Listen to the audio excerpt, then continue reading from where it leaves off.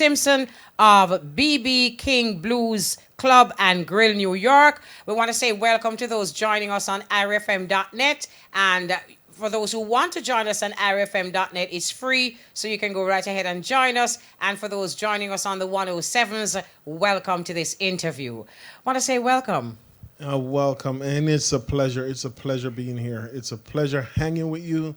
I've listened to you over the years, and me finding myself inside this studio is like a dream come true, because years ago when IRFM was just a baby and I myself was just a baby, I remember came up here. I don't remember who I came up here with, but at that time I was going to Marcus Garvey, and I came here with a friend. I think he had a meeting with someone, and I looked and I said, one day. Yeah, oh my goodness. Isn't that nice? Wonderful. And for those who don't know, and we're going to call you Wenford, right? Yes. Okay, for those who don't know, Wenford is actually a son of the Garden Parish. You're raised in the Garden Parish. Where? I was raised, originally I was born in Clarendon, and then my mom relocated me and my sister to St. Anne's Bay. We used to live in Windsor Heights.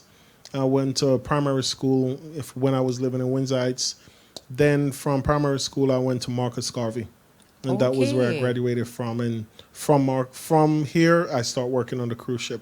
Okay, so, we are particularly pleased to have Wenford with us because he's a son of St. Anne, and he's also a past student of Marcus Garvey Secondary. So we're loving that.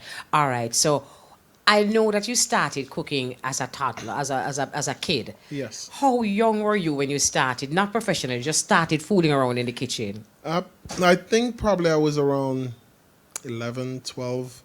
My mom used to work 2 jobs, and I have to basically take care of my smaller sister. So I had to come home and cook for her, make sure she got something to eat.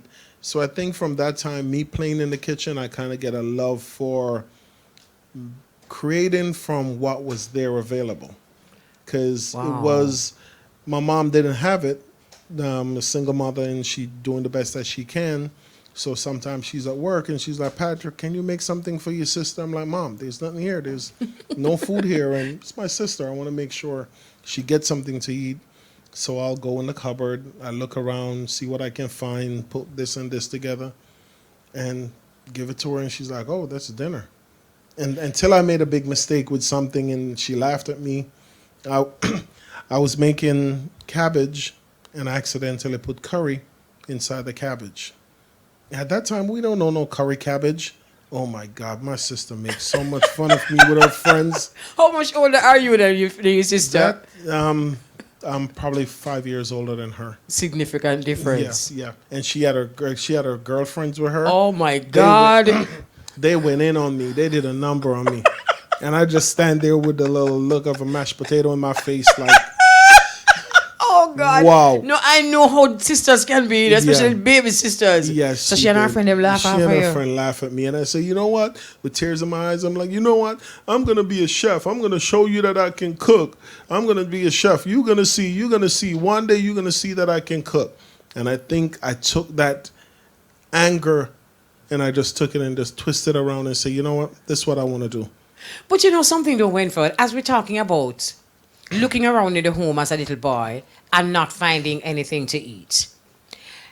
I know, well, most of us have been challenged that way at some point in our lives. Yes. And what I have found is that sometimes when you're searching around for just what is in the house, sometimes you come up with the sweetest spot. That was what I was doing.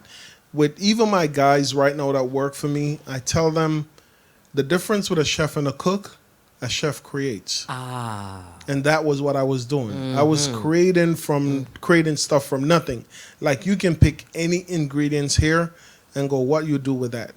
And I can tell you what I'll make with it. Right. And that's what chef does. So I think that it works in my favor at that time in just looking in the cupboard.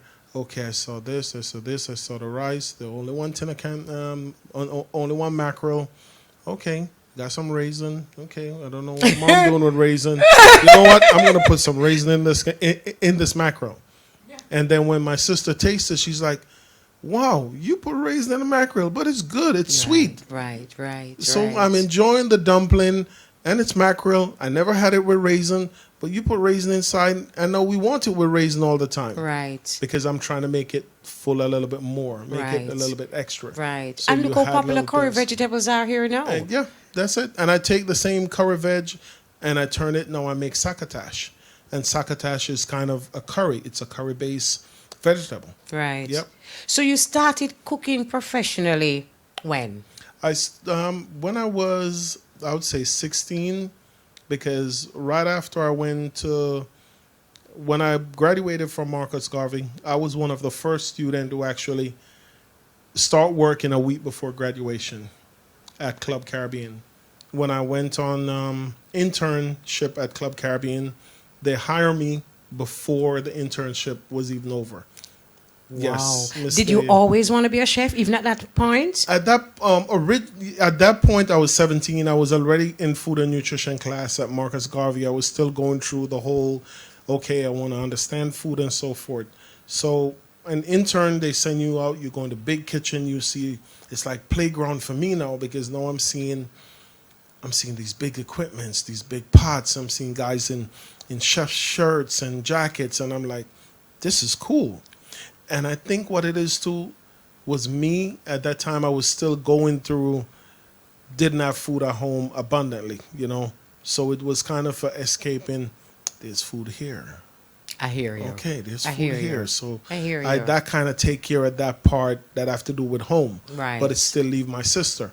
But now I can cook a little bit more and I can be more creative based on what I'm learning And you can at take work. home some. And I can take home some, but at the same time, it take care of my hunger that I used to have Right. dealing with, similar to what's going on now. Right. So right. it's, and I think I just took the passion from it, because a lot of time people ask me, they're like, where your passion come from? I said, it comes from food, because of the fact I'm able to sit and watch someone eat something and enjoy something that I never used to can have. Wow. And it was fulfilling for me to see somebody to go, wow, this is good. I enjoy this. Nice. You did a great job. Nice. Because to me, I was like, I wish back in the days I had that steak I just made for you.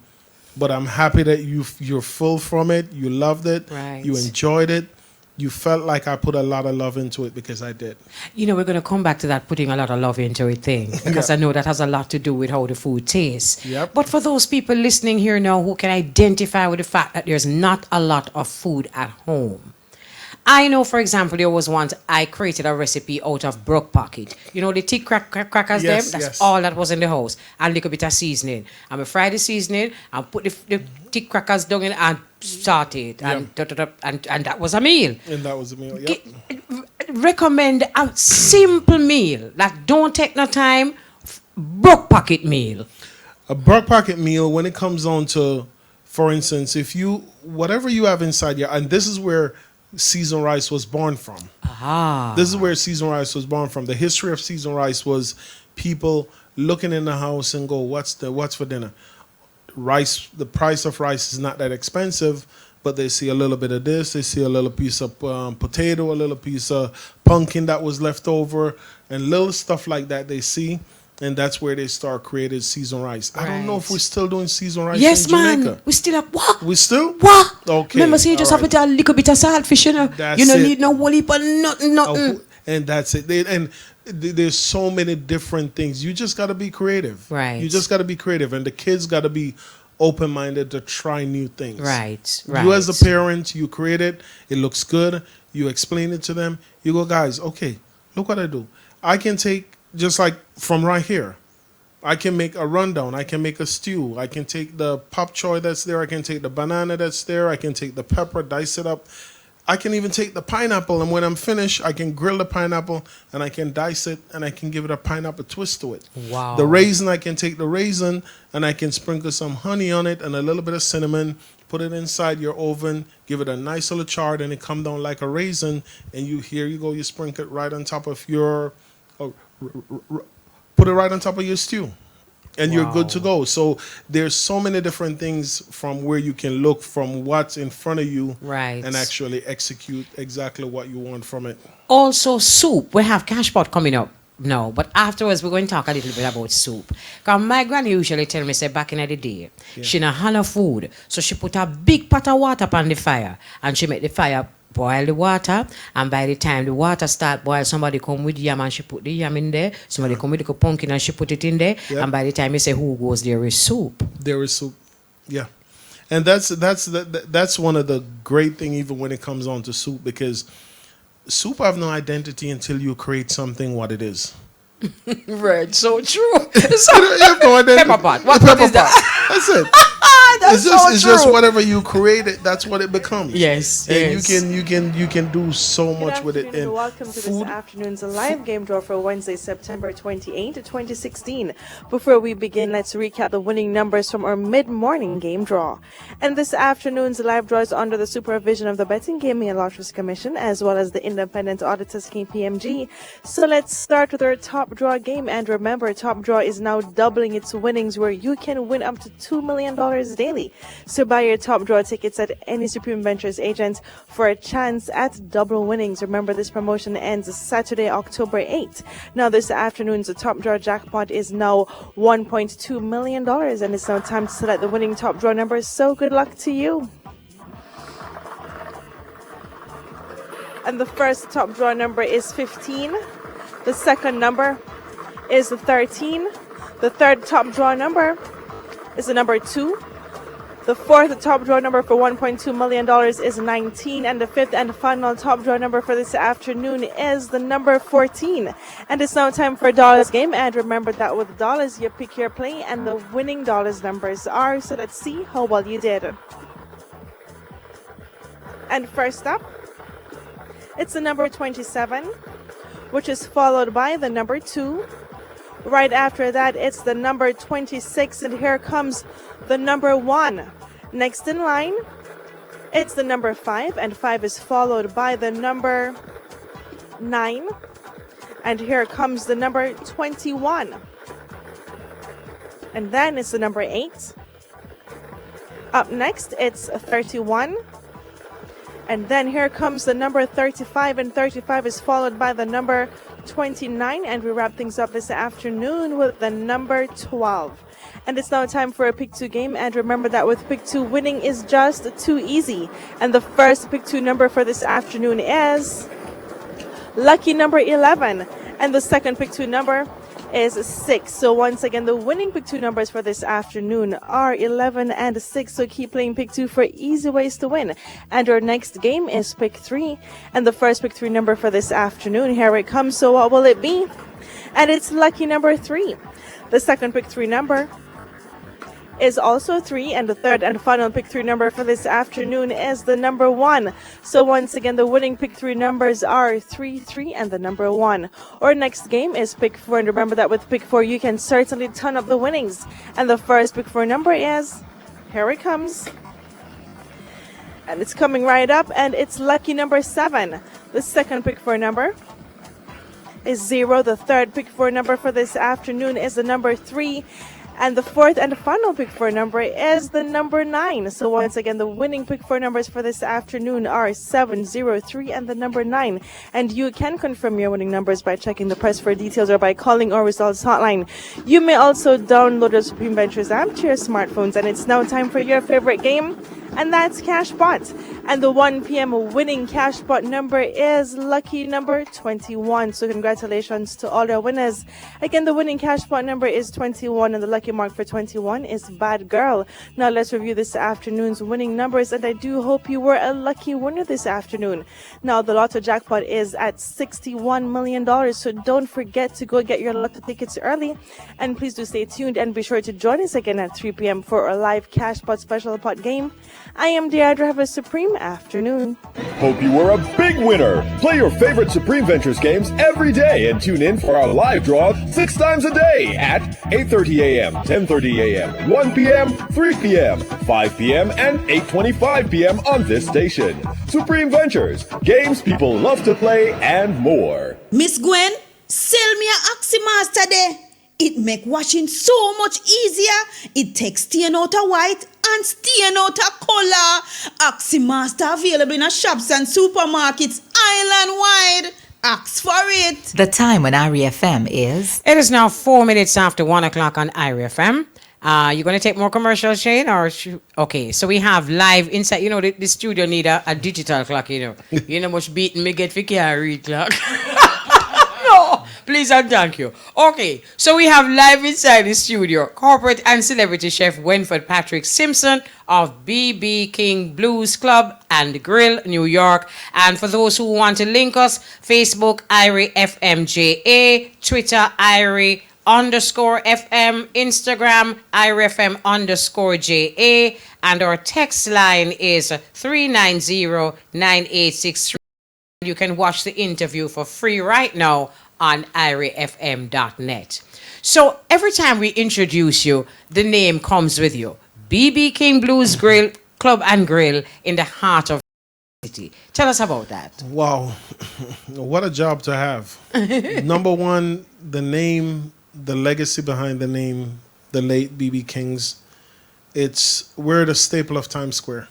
The staple, like everyone who comes to Times Square, that's where people stand outside. They want to take pictures. They come inside. They want to take pictures of Lucille. We have the guitar from BB King's that he named Lucille inside. So people come in, and it's just a pleasure to be a part of this legacy of what BB King's is all about. And also BB King's itself, to what we do, we're one of the largest venues in the city where every night is a different show.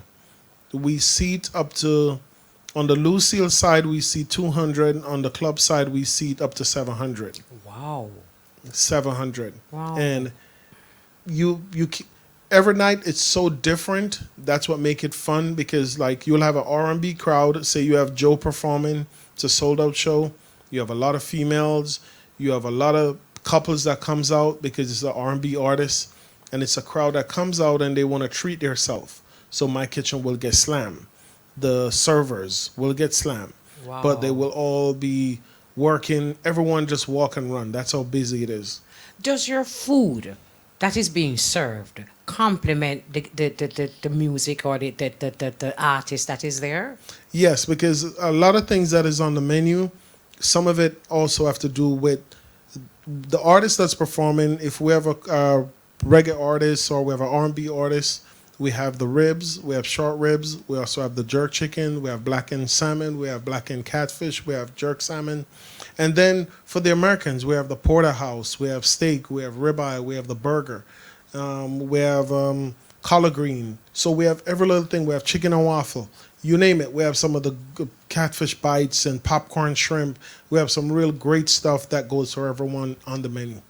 All right, you're also described as a celebrity chef. Tell us some of the celebrities that you have had the pleasure of cooking for. Oh my God, the list. I stopped counting. I stopped counting because every night you have a artist that's performing come there, and I personally have to go to their room sometime, talk to them, see what they want, see any special requests they want. So you'll have Angie Stone, you have Erica Campbell, and from Mary and her sister. You also have, I've cooked for Hillary Clinton. We have Bill Clinton that comes there. Trump. We have the mayor. We have Trump. I've cooked for Trump before. You cook for Trump? Yeah, I did. Yeah, I did. Sorry, Mr. Trump. I did. But you need to be of yourself. Yeah, Boom. don't eat. Yeah, you need to be of yourself. Remember, we still cook love for you. But you need to be of yourself. Yeah. Yeah, but away from that, you have LL Cool J, you have 50 Cent, you have Keith Sweat, you have Drew Hill, and the list on my website, you see them. It's like hundreds of people, me cooking for them, sitting down, interacting with them, talking with them, and building good relationships. So Right. when they come in, they're like, oh, where's Chef Pat? No, this is what I want. I like that salmon you made the last time. I like this. And I do so many shows. I do Bloomingdale. I'm the staple of Bloomingdale. You go to Bloomingdale, there's a big picture of me. They're right on the wall. Whenever I do shows there, I do Taste of Times Square. I do Lacus Festival. I do a lot of festival. And I'm on High Food TV. I'm on Highland TV. I have it's my more home than... cooking show. It's Oh, just... tell us about that. Yes, partner with Temple. Temple Network is one of the large network that actually cater to the Caribbean islands. So in each Caribbean island, there's a tempo channel that is available from your carrier. And what we do with tempo, it's about keeping things Caribbean in the sense of from Jamaica to Trinidad to Barbados to St. Kitts, wherever you are as Caribbean. It's just like, oh, if your music don't play on IRA FM, it's not ready yet. I got you. Tempo is about that. I If got your you. videos are not on tempo, you're not ready yet. So everything that I have to do with the Caribbean in the sense of streaming and live and keeping in touch with the festivals and anything that's going on in your Caribbean island, that's what tempo is about, in uplifting Caribbean island people and show the world that we're a lot more than what we seem to be or what we can deliver when we work together. Right. When I put up the post on my Facebook page, quite a few people responded that they have actually been to the restaurant. Yes. And one of the people who responded was Capleton's manager.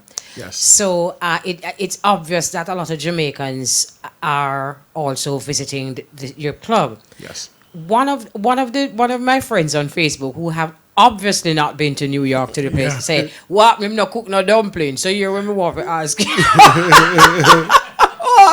you know, how popular is Jamaican food among your guests and your clients, and which do you think is the most popular? The Jamaican crowd, when the Jamaican crowd come to the club, they love the jerk chicken. Ooh. They love the jerk wings. Yes, yes. Every now and then I'll run special and I'll do the rice and beans, or I'll do some stew peas or something and I'll run it as nightly special. They love the collard green and they also love the chicken and waffle. Okay. Catfish bites. So there's so many things that because most of the Caribbean people, especially the Jamaican that's from, say they live in the Bronx or they live in Brooklyn or they live in Queens, Brooklyn and Bronx are so well tight with Jamaicans. Right. So whenever we have an event and they come out in numbers. Right. And they come out and that's one of the only time I actually get to go to a table and I can be Jamaican. Hey, what? Yeah. So what's your problem? What's your problem? And they will answer me back. They're like, "Oh, you're Jamaican. Oh, sorry. Can I get a little bit more gravy or a little bit more sauce?" Nice, Yeah. nice, And they're like, nice. "Oh, it's a Jamaican." Yes, I am. I mean, Yeah, He nice. says, "I could tell because I taste the flavor. I taste the island." Speaking of, I taste the flavor. You have such a gracious manner, and it precedes you. I mean, Yes. meeting you a while ago, the first thing that came out was your grace. Yes. How much of your personality, or how much of a chef's personality, determines the outcome or the taste of his or her food? That is so easy because you know what it is? Because food is all about love. Food is about love. Working with food and creating food, and it's almost like if you go to a mechanic shop, sometimes mechanics are always angry because they deal with these big equipments and so forth. When it comes on to cooking, it's a heart. Right. And the little things that you have to do, it makes you humble because you need that patient. Right. You need that patient in capturing the flavor that you want to get. And we'll be stirring and we'll be like tasting and we have to like, it's almost like sipping fine wine. Right. You know, I'll taste it and right, I'll be like, right. no, it's not ready yet. Mm-hmm. When my guys are cooking, I'll go around and I'll taste what they're making and I'll taste it and go, "Hector, you didn't put any garlic in." They're like, "Chef, oh, you know that." I said, "Because I didn't taste it." They're like, "Chef, I put like 30 different ingredients." "Oh, you know I didn't put no garlic." Because over time of me doing it, I can take any meal that you have or any meal that you bring to me and you say, "Taste this," and I can sit down and write you the recipe. Wow. Just from by it. tasting it. Just by tasting. What's your because- favorite spice? My favorite spice of I like using Obey because Obey seasoning, it goes well with everything. My favorites, and I like using fresh. If you realize here, I like putting fresh ingredients and herbs and basil and parsley and cilantro. Right. Because I realize that it draws out more of the flavor and it makes your meal so authentic in the sense of the flavor and the smell, and you can smell whatever you're cooking before you Really? even taste it. I must try that. Yeah. What about our regular like powdered seasoning. I don't use it. Do you? I use powder season sometime. It all depends as to what you're actually cooking. But a lot of time for health reasons, I'll tell people try to work with some fresh ingredients. Yeah, a lot of It's good. salt. Yeah, it's good for your body, and you will definitely because we're so used to certain things being so overpowering with flavor Right. that after a while we get used to it. Yeah. But instead of putting stuff that is healthy in our body, sometimes we just go for a lot of powder, a lot of this MSG, and no, I'd say no, don't do that. Right. You know, Right. cook with a little bit of patience. I know you want to get it done, but take it nice and slow. Wait for that flavor that you're trying to get, and when you get it, it is so funny because I will cook something and my guys will want to put something else in it, and I'll run over and be like, no, don't touch it. It's good. Don't add nothing more to it. And they're like, okay, chef, I ain't gonna touch it, because after a while, it's almost like tuning. You know, the mixer, he's sitting there, he's doing his tune. That's good. Cooking is almost the same thing. You know, something is interesting that you should say that. I know salmon is one of your favorites to cook. Yes. But speaking about seafood, there are times when, particularly our fish here in Jamaica, there are times when it's over seasons because the natural taste of the sea Yep. is also a beautiful flavor. It's a beautiful flavor. Yep. and it is. sometimes you kind of want to taste that. Yeah, yeah. Fish. When it comes on to certain fish, that's for instance, like a sea bass or a salmon, you want to keep it as natural as you possibly can. You know, make the flavor just sits right on the top. If you're doing like a snapper, you're doing a Right. whole fish, Right. then you want the flavor to marinate a little bit more Right. on the inside. Right. But when you wanna put your fork into a nice salmon and you come up, you want to taste that salmon flavor, the omega-3. You want to make sure that you taste that. If you kill it with too much spice and too much flavor, that's all you're eating. The spice and flavor. You don't know there you what go. you can have a chicken underneath a salmon and don't even know. Exactly. Somebody could be under the army. No, I don't mean that. All right. So the first thing I was told is that you're going to be preparing one of your favorites, the coconut curry salmon. Yes. Tell us about that. Tell us about the ingredients first that is on the table, and then you're going to tell us about the salmon. Yeah. This coconut curry salmon came about. I actually did this for Kim Fields. Really? Yeah, Kim Fields. I was the executive chef at at Mobe Restaurant in Harlem, and she came there and she fell in love with it. Denzel Washington came there and he fell in love with it. Wow. So away from that, I don't see a lot of places that make it, but it's so flavorful. And Whose some of the idea? ingredients. Whose creation is it? It's actually my creation. Really? Yeah, it's my Nice. creation of it because what it was, I was making a regular saute salmon, and I had the coconut. One of my guys was making rice and peas, and I had the coconut, and I was like, oh, give me a little bit of this coconut. And at that time, it was ready. You burn your curry, put all your seasoning inside. So after I put it in and I tasted, I was like, oh my God, what the hell did I don't create? And from there, it just take off. Because coconut has a lovely flavor. It have a lovely flavor. Absolutely. And it goes well together with curry and coconut. No.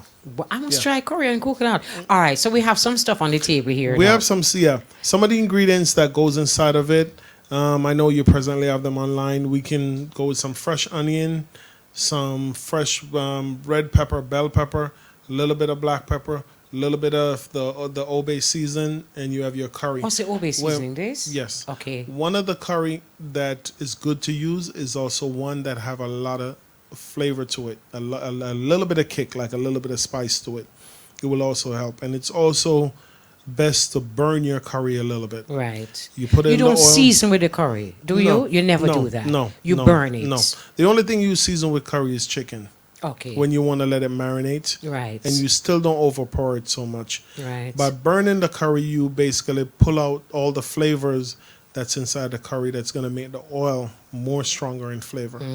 Okay. And after you put all your ingredients, so your onion, your thyme, your scallion, you put it in, put the oil inside, burn your curry, saute it. Then after it starts sauteing, then you take your salmon, you put your salmon in, give it a little bit of saute as well with the raw seasoning and the curry and all of that before you actually put the coconut milk in. Okay, so you saute the salmon with the seasoning and Yeah. take it out. No, don't? no. If I can show you what I'm talking about, if you take, all right, you take the oil. Okay. Say this is the pot. It's nice All and right. hot. You bring them up to a nice temperature. Mm-hmm. Nothing too much to actually burn the oil or burn the curry, because you have to Mm-hmm. Right. be careful with that. If the oil is too hot, the curry's just gonna get black like that, Exactly. and then For you can't real. use it anymore. For real. So you keep him nice and medium. Right. As soon as you see him start getting hot, you take your curry and you put your curry in. Okay. Sprinkle a little bit of the curry, All right. not too much because you don't want to overpower it. You're gonna take your bell pepper and you put it in. What's that? That's That's- a bell pepper, red bell pepper and a yellow. Okay. All And you right. take your onion, Right. you put it in. I thought you chop up the onion finer, no? No, because you want to have, whenever you finish, you want to have a little bit of the nice chunk. That whenever you finish, you want to have a little bit of the nice chunk of onion, a little bit of the spices and so forth, because you're gonna let this saute and dissolve them a little bit, so it's gonna get smaller. Okay. Yeah. Okay. And you take your time. Take your time. Put inside there. At this point, you're gonna hear it like time pops when you put it in oil. So it's gonna Right. pop. You saute him real nice. Give him probably about 2 minutes, nice and low. Just let it stay there and saute down. All right. Then you're gonna take your salmon, put your salmon in with the oil that's there, because the veg is gonna actually spring more More liquid, water. Yes. and that's actually the flavor coming out of it. So you take after you take the salmon, put inside, saute him a little bit. When him start getting to a nice, flip the salmon over so both sides can have it. Right. Then you take your coconut milk. I would say for this salmon, which is probably about a pound, you probably need about 6 ounces of coconut milk. How much in that tin? In this tin, we're looking at 13 ounces. So you probably can get 2 or 3 servings from that. this. So you'd have put half of that in this? You're gonna put half of that in this, and Okay. you basically, you don't want to go too much salt, because it's the obey is actually gonna have a little bit of salt to it. You never put the obey in. And the obey, yeah. And So you put a little bit of obey in. So put a much? little bit. No, yeah, that's good. All right. That's good. Okay. And salt That's is in probably that. about half a teaspoon. All right. Half a teaspoon. You put your salmon in, and when you put your salmon in, now after you finish, have it well sautéed and real good. You take a little bit of the flavor that you have, and you kind of put it over, flip it over, Right. let it sit there for a little bit, for like 2 minutes, simmer down. Then you take your You cover coconut it? milk. No, you're not gonna cover it at that point. You take your coconut milk, and that's what you're gonna pour your coconut milk. That's 6 ounce. You're gonna pour right over it, and then that's the time you're gonna let it sit there Okay. and simmer. Okay. I notice you're using the coconut milk from a tin, which is very convenient. But there are in Jamaica. The powder one is also great to have, because the good thing with that too, the coconut milk, if you open it from the can and you don't use all of it, the best place to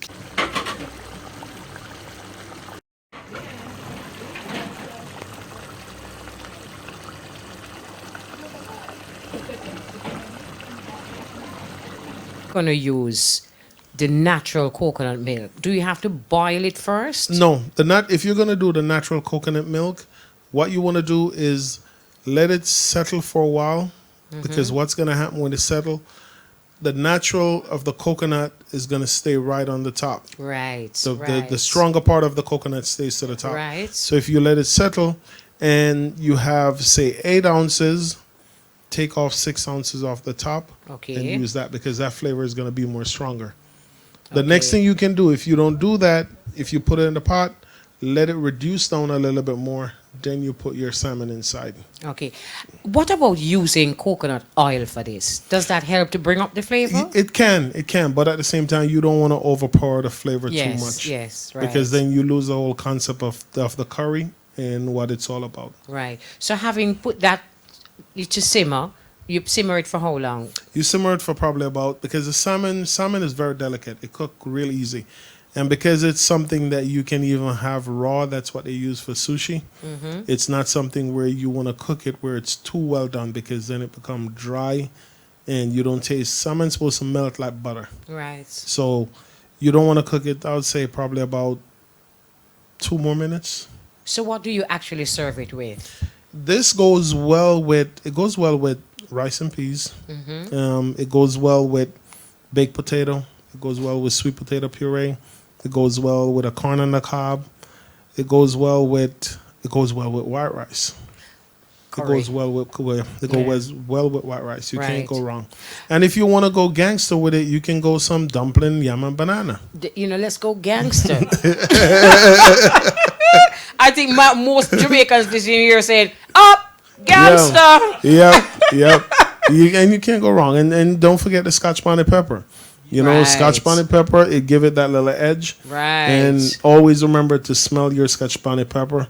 That's what tells you how hot it's going to be. Ooh, let me tell you something. Although we have not been actually cooking inside the studio is just smelling so nice with just these raw ingredients. Can you imagine if we'd be creating a problem. Creating a problem. Okay, so let us look at the finished product now. All right. The finished product is, here we go. Oh my goodness. Oh, that's the corn. Oh my goodness. That is looking so tasty, Robert. Are you there? Nice, man. Yep. Beautiful. Aha. There we got a close up of the finished product. What's that little sprig at the top? What's that? This is actually just edible flowers that you can use as garnish. Okay. It's actually what do they call it again? The dill. So you can actually use it. They have the dill, and they also have. If you smell it, it almost look like fever grass. Jasmine. Yeah. Do you ever cook with jasmine? Or jasmine. Jasmine's nice. Yeah. It's a beautiful flavor. Okay, beautiful. So that's the finished product. That's the salmon. Yeah. And that's the corn. And that's the Cajun corn, which is real easy. Cajun corn is a little bit of Cajun season. You get the frozen corn, or if you don't have the frozen corn, you get a corn on the cob. You cut off the corn from it. A little bit of butter, a little bit of Cajun season, diced red pepper, green pepper, and onion, and sauteed. A little bit of salt and pepper. Wow, that is so. It looks so tasty. We haven't tried it yet, but we certainly will. So, Missy, look here, Tracy. I can explain something to you.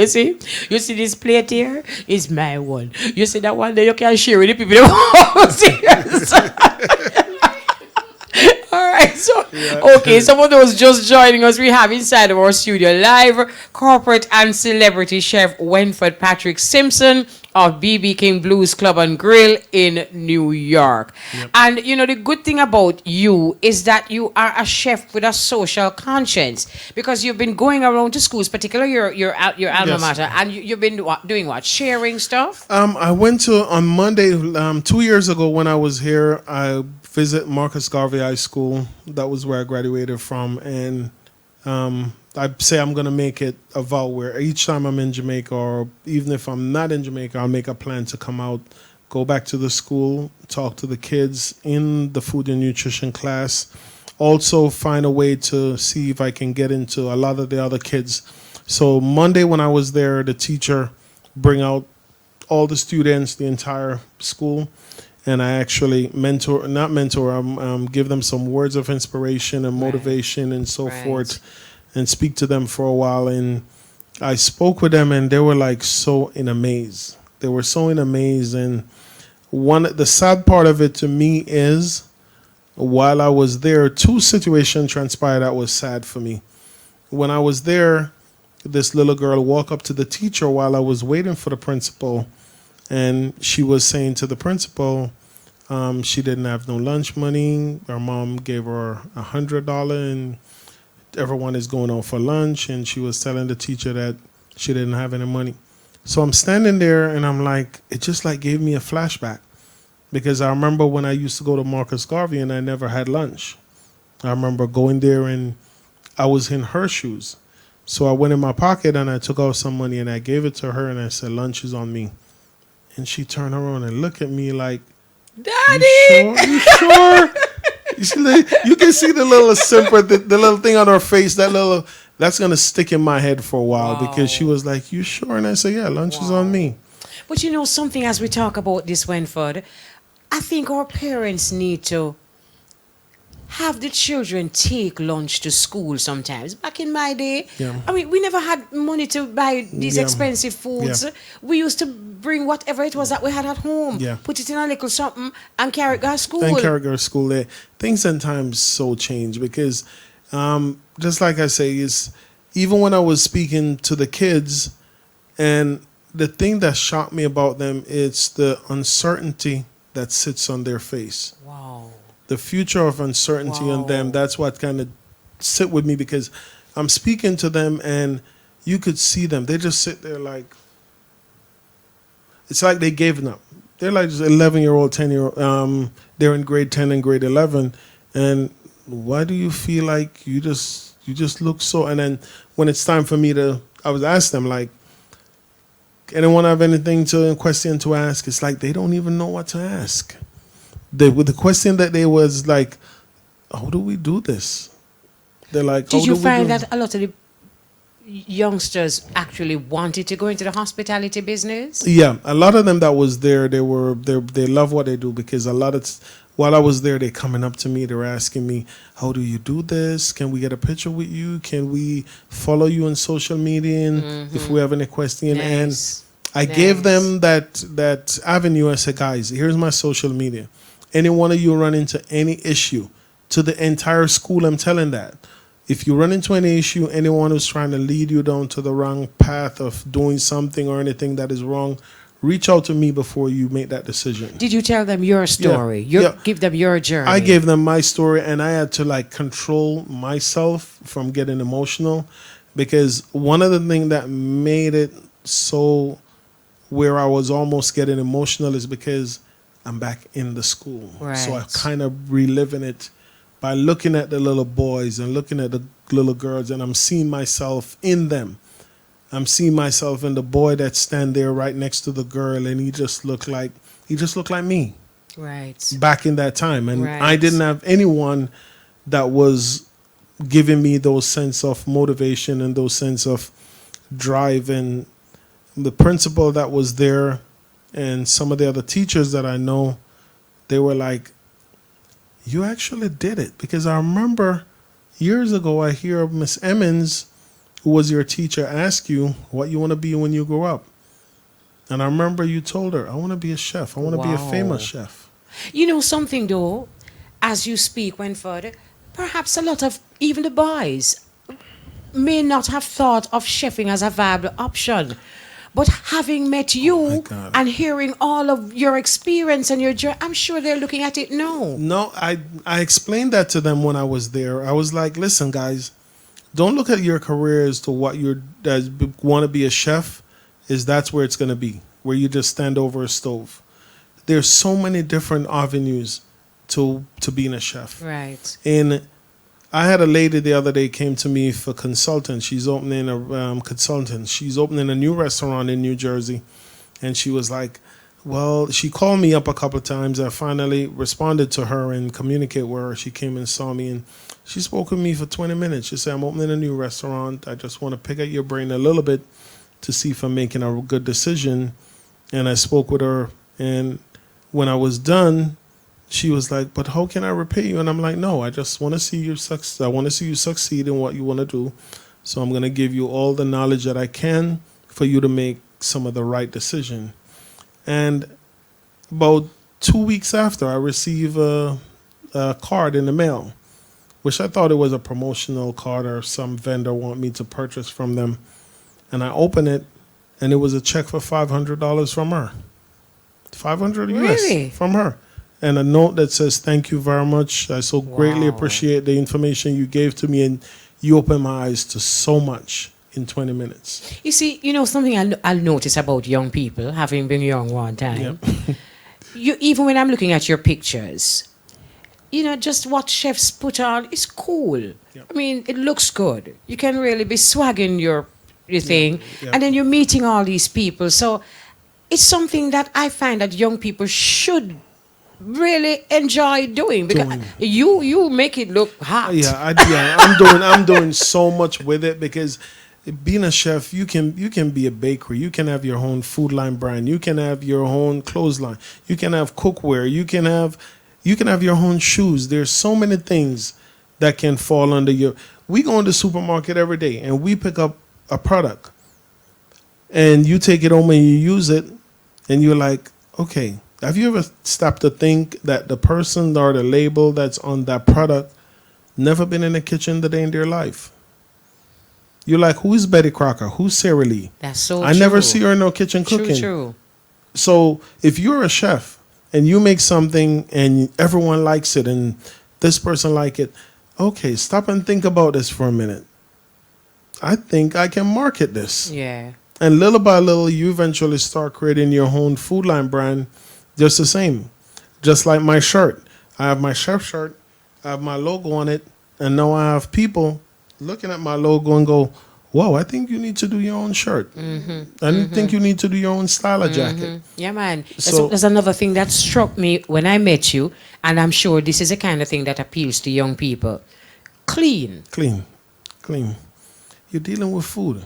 Yeah. You're dealing with food. When you walk out to, when one of my customers or my guests call me out to the table, some people would be like, well, if the chef don't look dirty, that don't mean he's not working. No. You want to represent what you bring. How do I look taking this to a table? This looks so elegant. But then I got gravy all over me. No. No. You know, earlier we were talking, Robert and I were talking about crime. And as soon as I entered the studio, you said to me that you have very strong feelings about what is happening here. For someone who doesn't live here, who lived here, went to school here, coming back to Jamaica here now, and hearing all the news of the crime, what are some of your first thoughts that come to you? I was, last 2 years when I was here, I was shocked to what I've observed. And now, because of the fact we do get information in the state, but not that much, I think we need to figure out ways to get more information to us as to what's going on. Every now and then I'll walk past someone and I'll hear them relate to someone else what's going on in Jamaica, and then I'll jump online and try to catch up with it. But it is crazy. I can't even find words to express what's going on. Like, I went to Kingston and I'm driving through Kingston. I'm driving through little areas and I'm seeing like little kids, like no shoes, just the same situation that I left almost 17 years ago. The same little house, people still living in the same condition, people still hustling, people still doing their thing, and the crime rate, like I am driving and yesterday I was on TVJ and I couldn't find where I was going. So I asked this guy, I said, I'll pay you. Can you drive and I'll just follow you to take me to TVJ? To then find out. The guy? I don't know the guy. He was a cab driver. So Okay. I said, okay, you drive and I'll pay you and I'll follow behind you. To find out that it seems like he was trying to take me somewhere to go and rob me because he passed TVJ. Not a good idea. And away from him passing TVJ, I'm like, okay, I'm paying you, and You still wanna rob me. still want to rob me until me knowing how intelligent I am, because it was, number one, it was better doing that, or I was waiting to see a police officer to ask them to do that more than asking 5 people for direction because I'm trying to find this place and then run into the wrong one. So if I ask one person and he take me to either where I know it, I'm from New York. I'm from New York and I know how this plays. You turn down a lane that don't look right to me, my friend, you're gonna know by yourself and I'm continue driving. Serious. Yeah. And that was a big chance that you took. It was, but it's our mentality as to why we're so at each other's, where we want to take out each other's. But you mentioned part of it. A part of it, unfortunately, is poverty. It's poverty, and it's crazy. Like, I do not understand as to why Jamaica is so big abroad. It is so big abroad, from tourism, from our music, from our food. But then when you come here, you're like, where's the money at? Unequal distribution of wealth a lot of times creates problems anywhere you go. Yeah, it is. Because you see all the brand new cars. You see more cars here in Jamaica than I see at some developing countries or developed countries. But the wealth is not trickling down. No, it's not. It's not. Because driving, for instance, from Montego Bay, after you come out of the airport and you're driving in, you're looking at these nice, beautiful malls and these new hotels that is built. But then you get to a certain part and they just stop right there. After you pass like Runaway Bay and you start coming up, you're like, okay, this is the part where it seems like everyone totally forgot about building up here. Right. I drive through St. Anne's Bay and I was like, St. Anne's Bay looked the same way that I left it 17 years ago. 17 years ago. Absolutely. I don't see Absolutely. the same Mr. Chin is not there, but now it's all zinced up, it's closed off. Nobody did anything to it. You go to Ocho Rios, you go to certain places, you're like, the place just need a facelift. It just need a facelift. You see guys there, they're doing their little hustling and whatever, and it's like, and I see where it's you similar to what I did. I felt like I want to be somebody and I want to come out to something, and I didn't feel like it was gonna happen here. Wow. So it was scary for me because I was very ambitious, and at that time I'm seeing other of my peers of other people around me. Everyone is migrating, like all the people with smart, intelligent knowledge who can add to the value of Jamaica. And you know what that does? It creates a brain drain because you know this is a subject that Jamaicans are uncomfortable with, but I think we need to start to get comfortable with it because it is a reality. It is. Let me ask you this as we wrap it up. What do you think has been the secret to your success, if it has a secret in it at all? The secret to my success is, number one, God above. He definitely been carrying me and pushing me and motivating me. I deal with motivation. I'm a good people person. I communicate quite well with people. I'm a giving person. I'm a caring person. I'm very loving in the sense of understanding people and whatever I can do. But it's motivation and it's self-determination. And I refuse to settle. And you know, something that I have to mention, a lot of people see people like yourself with this great success, and then there's this little word behind it that we're not paying attention to, which is attitude. Yep. Today, we have a 12:30 interview, and you were here from 10:30. Listen. It tells volume as to who you are. You take yourself, you take what you're doing, very important, and you respect people time, which is your time, and also me want to make sure that I'm properly set up and I'm not waiting until last minute to dealing with traffic and running around and all of that. And it represents you as a person. If you're going to be late for an interview and you don't get the job, don't turn around and be mad, because the person who interview you, even if he didn't hire you, you gonna go curse with your other friends and say, yo, we never called me about my you, blah blah blah. I don't know more. I do everything. I mean, answer all the one question. Right? Yeah, I still have it. I still have it. You know. So and then you never stop to actually think like, wait, I was 20 minutes late. Right. Maybe I just send a knowledge. Maybe he's thinking, you know what, this guy's late on his first interview. I don't think I want to have this problem with him. Right. And I think this is a problem, because if you're late for your interview, but these are the little things that we totally missed. Well, we have run out of time, which is not a bad idea because it means that we're going to eat now. Yeah. No, but it is just a pleasure meeting you. Apart from the fact that you are this great celebrity chef that we are so very proud of, Thanks. and the fact that you are from the space that we are in, just meeting you is a pleasure. It's pleasure is all mine. The pleasure is all mine. To come back and be a part of this, anything that have to do with Jamaica, anything that have to do with me still recognizing and holding on to my identity as Jamaican, it's a pleasure for me to be a part of it. And whatever you need from me, just send me an email, reach out to me. I'll be right here on the next thing smoking back. All right. You know, I'm going to have to add a title to your name and the title is going to be Ambassador, because you're an excellent ambassador. Most definitely. And I'm also one of the the we have an association in New York, the Reggae Chef Association, where Jamaican chefs, we come together and we work together and try to figure out how to see how we can uplift Jamaica and how we can connect the Jamaican chefs together to see how we just need to stop tearing down each other. Absolutely. Yep. Okay, thank you so very much for joining us. And again, this has been more than an interview. I am really very impressed. I am so happy that I met you. Every time I hear the word celebrity chef, your face is going to pop up now. And for those who have just joined us, we had a wonderful interview with corporate and celebrity chef Wenford Patrick Simpson of BB King Blues Club and Grill in New York. And my friends upstairs want to know if the food can share. Don't we? Food can share? Yes. And one last thing. Yeah. Jamaica, I love you. Yeah, man. I love me. I love all of you. I just want us to be better.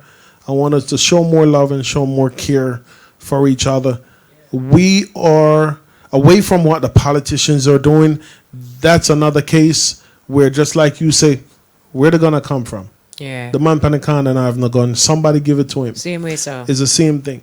But we now gotta stop looking out for each other, and we have to have each other back. So keep in touch with me. Follow me, Instagram, Twitter. I think my Instagram is Chef W Simpson, and my Facebook page is Chef Wenford P Simpson. Okay. And you follow me, you'll see all my other social link there. I'm going to ask you to give that information to that lady there who is taking picture, but you really want to name off the food.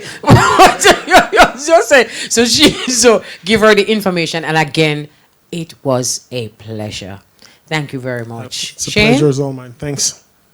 It's the Singer Storewide Clearance